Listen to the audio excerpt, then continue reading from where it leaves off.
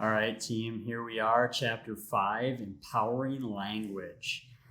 Something we need to always keep in the forefront of our mind, be thinking of how we're talking, how we're coming across, right? Like what we're saying. And language is a big part of that. Body language is another one, right? Like how we react when people talk and if we're tensing up or making weird faces. But in this chapter, we're talking about empowering language. And verbal language is one of the main methods of communications to others. Now, like I said, there are all those other ones, like our body language, how we hold ourselves when somebody's talking, like if we cross our arms, if we seem like we're not really listening and we're looking around a lot.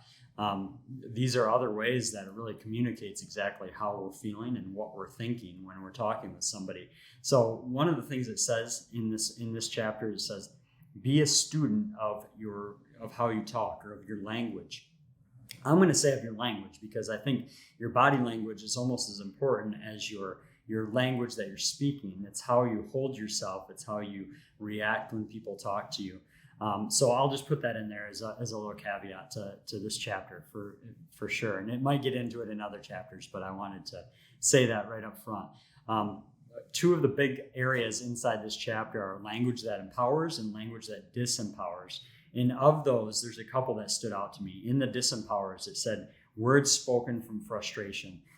Sometimes we can get in such a way that we're so emotional about a situation that we start saying things that we have to go back and fix, right? Or we have to clean up our messes. This is one of the things that we've talked about with all the different things that we're learning through Keeping Your Love On with Danny Silk is cleaning up our messes. But if we can realize that when we get into an emotional situation, that maybe that's a time that we really need to be a little bit more cautious of our language and really watching what we're saying and how we're coming across and if we're raising the anxiety in the room by how we're talking, or if we're trying to lower it and really go after connection hard. And so that's one of the things I need to work on is words spoken from frustration. Overusing you phrases instead of we phrases, or even I language, like saying this is how I feel, instead of saying you need to do this, you need to go and do this. It's very disempowering. It's really that task manager kind of thing is saying this is what you need to do instead of using the phrase of we. And that's really a servant leadership background or model as well, is just saying let's do this together. Let's do this instead of you need to do this, you need to do that. So it's some disempowering language that really stood out to me. And then some language that empowers.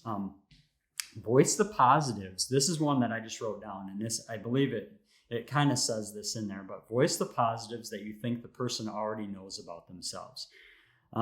There's so many different things I feel like we get that roll through our minds that say like, man, they are really talented at doing that. And we think that it's obvious that they know that they're talented at doing that, or it's obvious that they know they're doing that well. But the insecurities that people have a lot of times will override those being able to take being able to say that I'm good at something. So I would say if you have something rolling around in your head that you notice about somebody of how good they are at something, make sure you voice it. That's going to be super empowering to somebody. And then true humility words. I have also struggled with that. This is what it says in there. I have also struggled with that. Here's what the Lord showed me about how to grow in victory in that area. I'll say this, like, that is true empathy too, is being able to say, like, I've struggled there. Like, I know what you're going through. I can relate to what's happening right now. And so being able to take those kind of languages and really put them into practice, those empowering languages, and then keeping a check on what ones are disempowering. One other thing it said in there, it says, are we empowering or disempowering ourselves with our words? So for us, are we using empowering languages to others, but to ourselves, we're keeping ourselves to a totally different standard?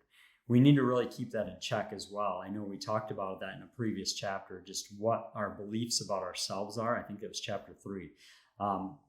But we really need to keep in check the language that we use about ourselves, even our internal talk. Like, How are you, like my knee is killing me, I mean, simple things like that, obviously, like, but like, I'm never going to be good at that, or I'm not this, or I'm not that, or I can't do that. Um, Instead of saying, I don't know, like, I would love to try, or like, I can do that. It is, maybe it's not like my natural gifting, but I can work at that. I can do that. And so I would say watch our self language just as much as we're watching the language of others. And that's where it says, like, be a student of how you talk. So really trying to understand the words that are coming out of your mouth. And it can be a little weird at first because you're like, really, just for me, it's kind of funny because I've tried to do this in the past, and I start noticing phrases that I say a lot, like just funny ones. I say exciting a lot. That's a good one. But there's other things that I say a lot, and I'm like, oh man, like, not bad things, not disempowering or empowering, but just phrases that I say a lot. And I'm like, so it's funny when you start to really explore how you're speaking and keeping a check on what your words are saying. So great to get into chapter 5 with you guys. I'm excited to talk about it. So give me your feedback. Thanks.